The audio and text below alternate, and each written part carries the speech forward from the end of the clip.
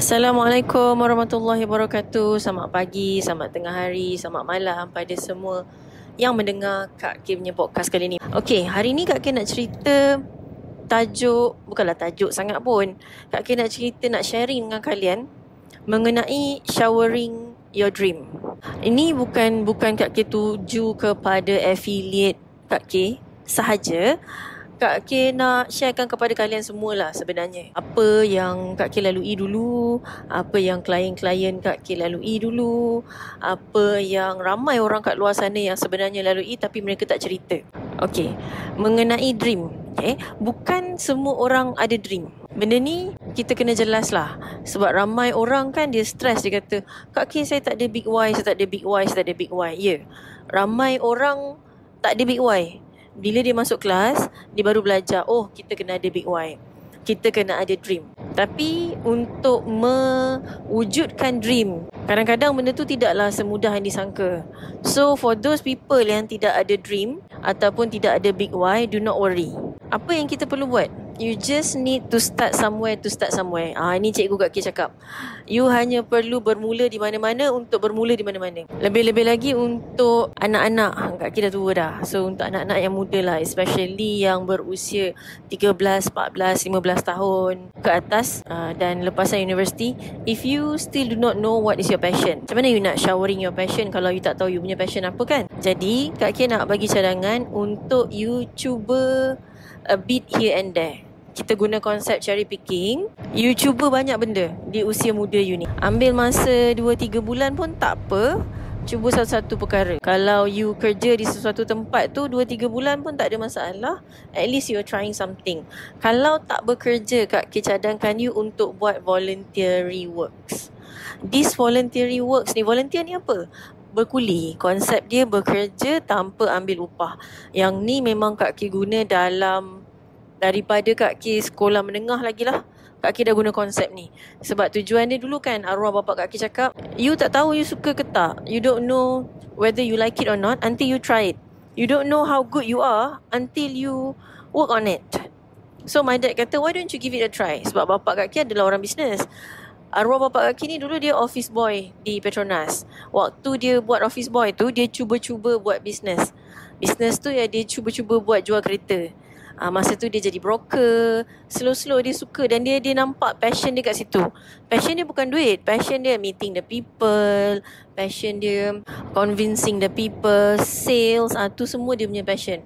Dia suka talking to people. Tu semua dia punya passion. Dia boleh tak makan lah buat benda tu.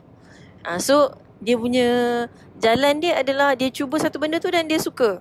Tapi sebelum dia cuba berbisnes jual kereta, dia dah bantu mak Kak K berniaga, try masak kat dapur, try jual nasi lemak. Itu benda-benda tu dia buat tapi dia kata tak se-passionate dia jual kereta. So at least you try something, try banyak-banyak benda and then you meet something. Dan Kak K masa di sekolah menengah, Kak K dah start buat banyak volunteering work. Kita buat banyak volunteering work. Ada dalam bidang tarian Malaysia, di IKBN, di Matic. Kita buat banyak participation di dalam konsep-konsep volunteering ni. Lepas tu masa sekolah tu kan ada macam Tunas Puteri, Pandu Puteri. So dia ada buat banyak volunteering work.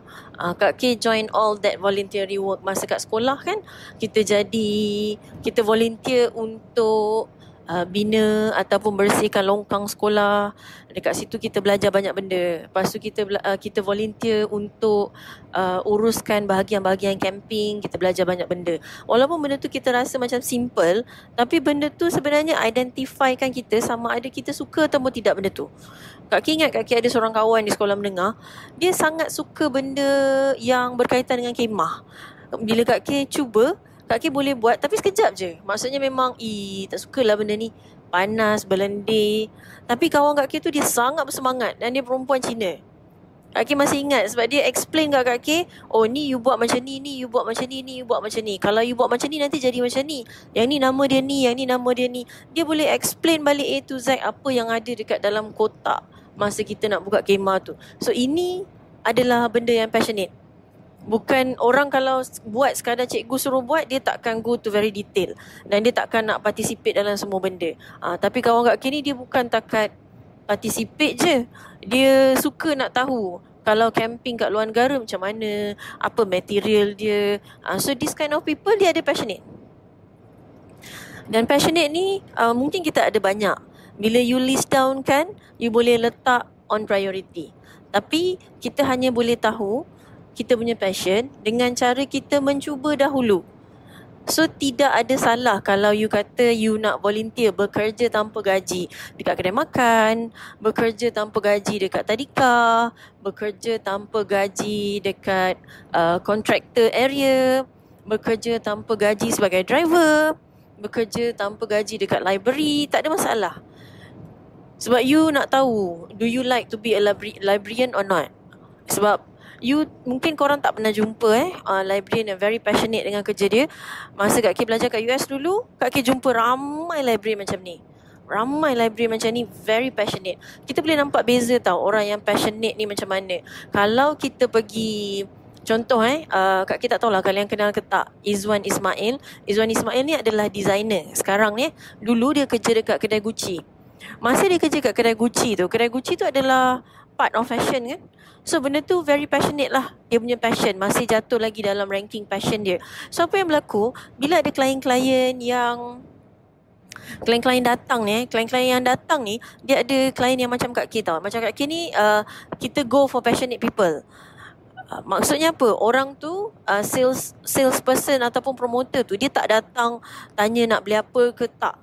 Dia tanya kita dulu, dia ambil tahu pasal kita dulu, kemudian dia suggestkan yang mana sesuai dengan kita dan dia siap explain kenapa dia rasa benda tu sesuai based on dia punya opinion. And that opinion matters lah untuk pembeli-pembeli yang kita sendiri nak beli beg Gucci tapi tak tahu nak beli beg apa, tak tahu nak beli yang mana satu. So datang seorang ni promoter dia yang cerita pada kita apa maksud color-color setiap beg, bagaimana benda tu dikira sebagai limited, siapa yang pakai, apa benda dalam dia dan bagaimana pemakaian beg tu memberi efek kepada confident kita, memberi efek kepada cara kita bercakap, bagaimana beg tu dipadankan dengan color-color baju dan bagaimana beg tu akan membawa prestige kita dan what kind of kasut yang sesuai. Ini adalah orang passionate.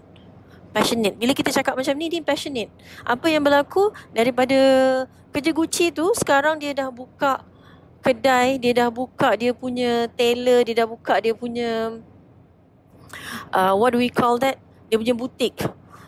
Dan dia serve Siti Nurhaliza, dia serve ramai kenamaan. Kak K pun banyak buat job dengan dia. So kita jumpa ramai elite people juga, bermula daripada passion. So dia pun bermula daripada promoter. Dia kata sebelum tu dia jual perfume, dia cuba juga jual beberapa benda, tapi dia kata jual beg tu seronok sebab part of dia punya passion. So ini maksud Kak K nak bagi contoh pada, sebab yang dengar Kak K punya podcast ni ramai yang muda-muda. Even kalau you rasa diri you tak muda, contoh macam sekarang you sedang bekerja sebagai HR dalam satu company, tapi you rasa you tak boleh go. Maksudnya you duduk dalam company tu 10 tahun, you tak rasa you nak buat lebih pun. You memang tak ada passionate lah. Maksudnya kalau ada orang datang ataupun kalau you HR, you uruskan training tapi you malas nak pergi buat training, you tak suka nak buat everything, it shows that you just tak passionate. It's okay. So dia tidak terlambat untuk you explore what is your passion. Tidak terlambat it can never be too late.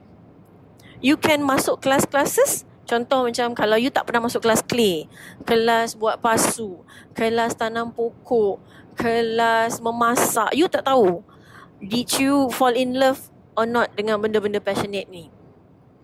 Jadi ambil tindakan. You boleh buat volunteering, you boleh masuk classes, you boleh tengok video. Just try so many classes until you rasa kelas you sangat, ini kelas yang aku nak. Kita tak pernah jumpa cikgu yang very passionate tau. Kalau kalian tak pernah jumpa cikgu-cikgu, tu doktor Dr. Najah Pedam kat sebelah, dia tengah drive. Anyway, kalau kalian tak pernah jumpa cikgu-cikgu yang passionate, Kak K nak bagi share story. Kak K ada seorang kawan, Nama dia Kak Ellie. Kak Ellie ni adalah seorang yang sangat passionate dalam sabun. Soap making. Soap making. Dia buat sabun. Dia sangat suka. Lalu dia ajar orang untuk buat sabun dalam kelas online dia. Bila dia ajar orang dalam kelas online dia tu, lama-lama dia get to know tahu who's the people yang joining the class. And one of them adalah cikgu. Cikgu yang mengajar anak-anak autism. Cikgu ni punya level adalah dia bayar masuk kelas tu sendiri untuk dia buat modul dan ajar anak-anak autism ni cara buat sabun. Ini passionate. Passionate dia bukan buat sabun tadi tu. Cikgu tu passionate dia adalah mengajar anak-anak autism dan mengajar anak-anak istimewa. Cikgu-cikgu macam ni adalah cikgu-cikgu emas. Orang yang very passionate ni, orang yang sentiasa ada fire dalam segala yang dia buat. Dan Kak K percaya every one of us memang ada Allah bagi gift. Memang ada Allah bagi kekuatan dalam diri kita. Doktor kita sakit tekak. So semua tak habis doktor kata. Anyway, semua orang ada passionate dia sendiri. Even macam suami Kak K, Dr. Najak, passionate dia dalam bidang dia. Dia sangat passion dalam bidang dia. Dia boleh bercakap mengenai akidah dan boleh buat research. Dan kalau ada student datang tu, dia boleh layan sampai malam bercerita pasal benda tu dan nak memahamkan orang mengenai sesuatu perkara berkaitan dengan akidah. This is passionate. This is passion. Benda passion ni adalah benda yang creating another purpose of life. Bila you bangun tidur tu, you feel alive. Dan when you have this kind of passion, what put you on fire, you tidak akan rasa that you are tired. Most people akan rasa tired dengan apa yang dia buat sebab dia tak passion. Dan passionate juga boleh diwujudkan. Maksudnya kalau you tak ada passion in something, if you don't love something, you can teach yourself to love it. You boleh asah diri you. You boleh ajar diri you untuk mencintai sesuatu perkara. Tak ada masalah. Kalau you tidak ada minat pada bidang tu, you boleh ajar diri you untuk minat bidang tu. Tak ada masalah. You must find a way to make yourself lagi valuable. Hanya you yang boleh buat benda tu. Right. Once you dah find out what is your passionate, the next step is to showering your passionate.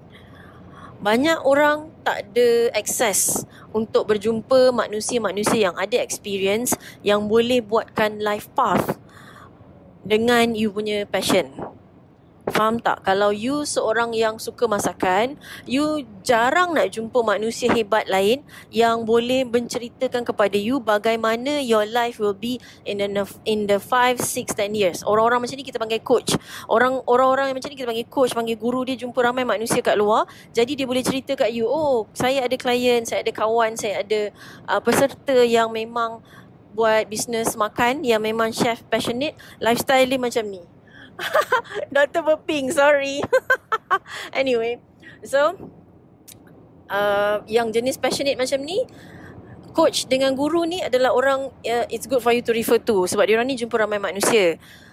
Jujurnya, sekiranya you jumpa orang macam ni, dia akan bagi you shortcut. So you akan ada perancangan, expectation bagaimana nak menguruskan sesuatu benda dia akan datang. But if you do not have this kind of access, jangan risau. Kerana when you have passion, okay, keep showering your passion and belajar untuk extend you punya passion. Extend maksudnya whenever you do things in your passion, bila you buat sesuatu perkara, belajar untuk extendkan dia. Contoh, kalau you cikgu, you suka sangat mengajar anak murid sekolah rendah. Apa benda yang aku boleh buat untuk extend aku punya kegembiraan ni, untuk extend aku punya kecintaan ni. Macam kita dengan pasangan kita, sama je. Bila kita kata kita cinta dia, apa benda yang kita boleh buat untuk extendkan lagi, untuk panjangkan lagi rasa kecintaan ni? Apa vitamin yang kita boleh tambah? The same thing dalam you punya passion. Whenever you passion on something, choose one thing that you very passionate about, kan? Kemudian extend. Always extend. Macam mana kita nak tengok how to extend? Tak ada idea. Tengok orang-orang dalam bidang tu yang telah berjaya. Bila kita kata kita passion, kita akan cari orang-orang yang sama passionate macam kita. Kita akan cari orang yang sama macam apa yang kita nak. Kalau kita very passionate, wanted to be a pilot, kita check balik, do we want to be a pilot or kita cuma sukakan engine machine? Yang mana satu kita sangat suka? Adakah kita sangat suka nak bawa kapal terbang? ataupun kita sebenarnya suka mesin. Sebab tu adalah dua perkara yang berbeza. Kalau kita seorang yang suka bawa kapal terbang, kita akan tahu banyak jenis kapal terbang. Kita akan berkenalan dan kita akan melihat daripada perspektif bagaimana juruterbang tu sendiri melihat. We are really excited to work on that passion. Dan bila Kak K cakap showering the passion, okay, when it comes to the word of showering the passion, dan it comes to the word of extending kita punya greatness tu, mestilah ia require 1,000 hours. 1,000 hours, okay. Dia punya road bukanlah you nak becoming expert, tapi extending your passion. Nanti tiba-tiba you jadi expert because you really love what you do. Macam Chef Wan kan, dia sangat cinta masakan. Jadi sampai satu point dia terpaksa jadi pakar sebab dia tahu banyak sangat benda. Dia terlalu passionate. Bau bawang tu pun dia dah tahu dah. Bawang ni daripada mana datang dia, macam mana nak potong bawang ni. Bila you potong bawang, dia dah tahu dah chef ni level apa. Dia dah tahu dah pakai pisau apa. Bila ada sesuatu kesalahan berlaku, sesuatu kesalahan rasa yang lari dalam masakan, dia dah tahu dah apa yang silap, temperature kat mana, apa yang tak betul, beras jenis apa, macam mana nak adjust balik. So tu pakar. So when you being too passionate, you extend that, you keep on extending you keep on extending yourself. Ini kita panggil growth. Kalau you tak plan you punya growth pun tak ada masalah, sebab you keep on extending. Maknanya bila kita dah bagus dalam suatu perkara, kita sentiasa nak lebih dan lebih dan lebih. Kita nak buat lebih, kita nak bagi lebih. Dan kita akan suka tahu kalau orang tanya, contoh Kak K ada kawan Dr. Lembu. Kak K panggil dia Dr. Lembu perempuan. Dr. Lembu dekat UPM. Doktor lah. Dia sangat suka lembu. Level suka lembu dia ni, dia boleh cerita bagaimana secara detail isi dalam daging lembu, bagaimana kalau lembu tu makan rumput A, rumput B, rumput C, bagaimana rumput-rumput yang dia makan ni memberi efek kepada digestive system dalam lembu, dan macam mana lembu ni efek kita punya badan, bagaimana lembu punya daging buat pemakanan, bagaimana perbezaan lembu daripada segi temperature, cuaca, dan bagaimana orang di tempat-tempat lain kan menjaga lembu dia, dan bagaimana cara untuk menjaga lembu yang terbaik. Ini adalah kata-kata seorang expert. Sebab dia bukan takat belajar, dia suka. Dan dia belajar tu sebab dia suka. Dia bukan belajar tu sebab I wanted to be something, I wanted to be Dr. Lembu. Dia belajar tu at the first place because I like it so much. I like it so much. Until you punya passion tu make money for you.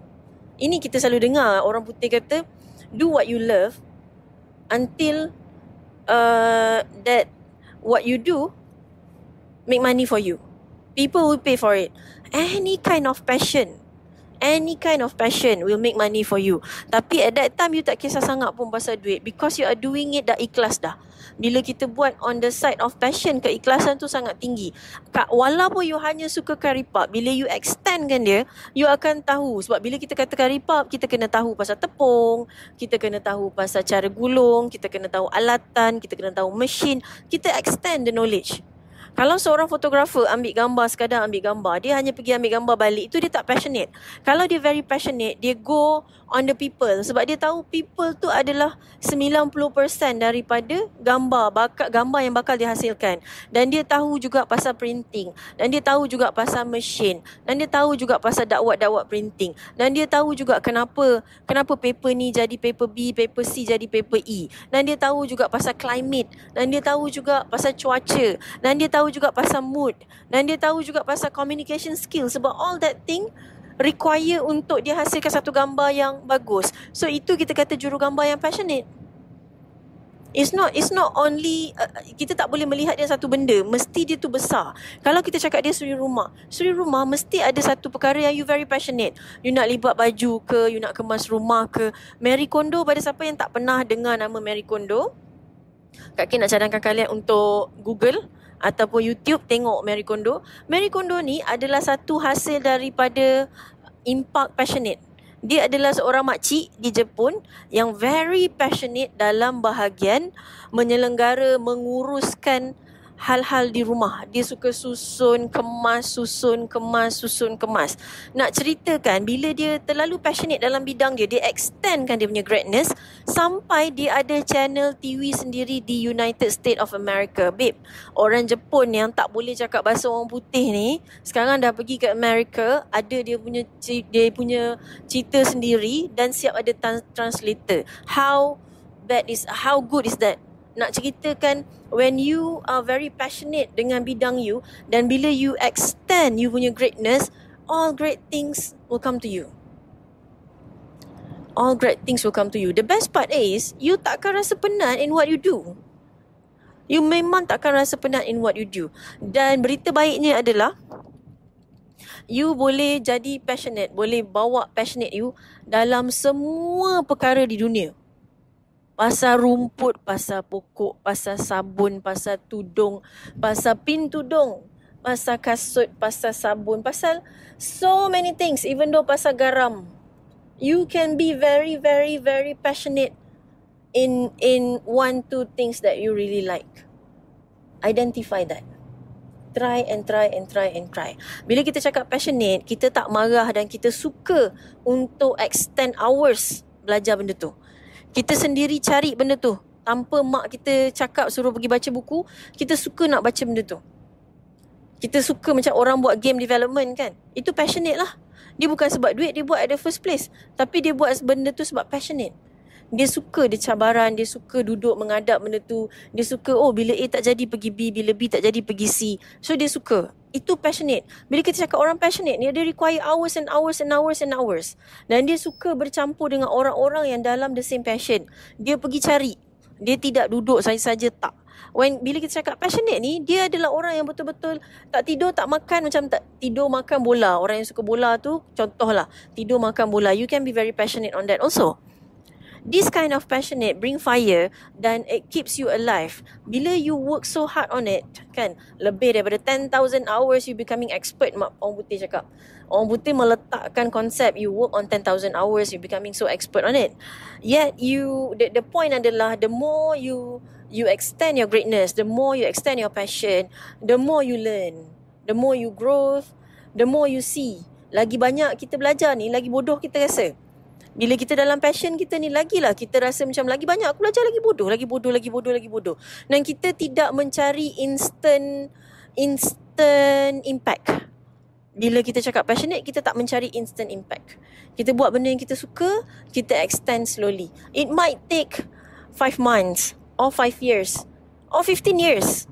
But it bring you somewhere. Every day it brings you somewhere to a new place. Kalau you measure benda tu, kalau you count benda tu, it does bring you to somewhere that you never know. Yang ni Kak Ki selalu cakap dalam Facebook, dalam IG, you never know where life gonna bring you, yet you have to work on your life. Kalau you tak work on your life, you akan jadi stagnant. You akan jadi stagnant macam orang lain. Cakap pada diri you, I want to be an uncommon man, an uncommon woman. I wanted to be me. I want to fulfill. I want to fully utilize, fully maksimumkan I punya potensi. I wanted to see how far can I go in my life. Okay, sampai sini saja Kak Ki dah sampai ke Roda. It's like 35 minutes away tadi Kak Ki baru live, baru on podcast. Nanti insyaAllah Kak Ki akan buat lagi podcast. A few days insyaAllah, tolong doakan Kak Ki. I wish you all the best. Assalamualaikum.